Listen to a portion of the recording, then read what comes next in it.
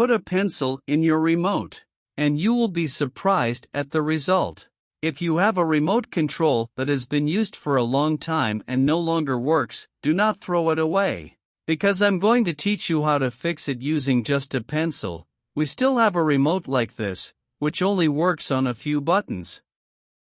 Others are damaged. The ones that are still damaged are the most common. Like the volume and power keys, they seem to be the most used on a daily basis. In our case, it's the one that no longer works, it's the on and off button. This is a very cheap and easy way to repair your remote control.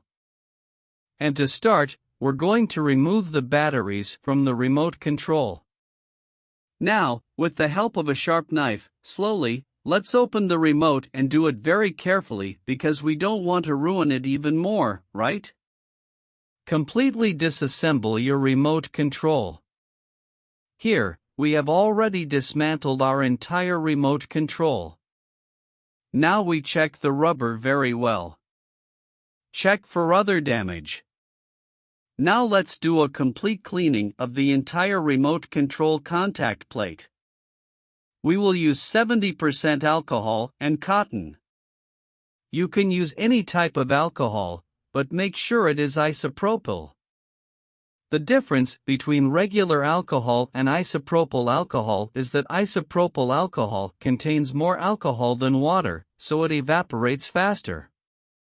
We will also go over the rubber to ensure that there are no traces of grease or oil on the rubber. And let the alcohol dry very well. In the meantime, we will need a pencil with the help of a knife. Let's lighten the tip slightly. By doing this, the graphite will come away from the tip of the pencil. When all parts of the remote are completely dry, the next step is to get the eraser from the remote.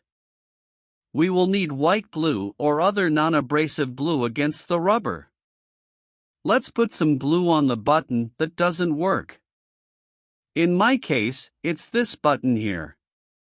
After doing this using a knife, we put the graphite that we took from the tip of the pencil. In this way, put everything on this glue. Graphite will help us restore electrical conductivity. There you go, it's ready, waiting for the graphite to be completely firm and dry. Here it is completely dry. Now we can assemble our remote again. Completely assemble it, the contact plate, the key rubber, the covers, and the batteries. And after assembly, we will repeat the test here. I will turn on my TV by pressing the button that was defective. As you see, it works properly. If your remote control has this problem, you can easily repair it with this technique without having to throw away the controller or buy a new one. I hope this tip will be useful for you and your friends. I will wait for you in the next video.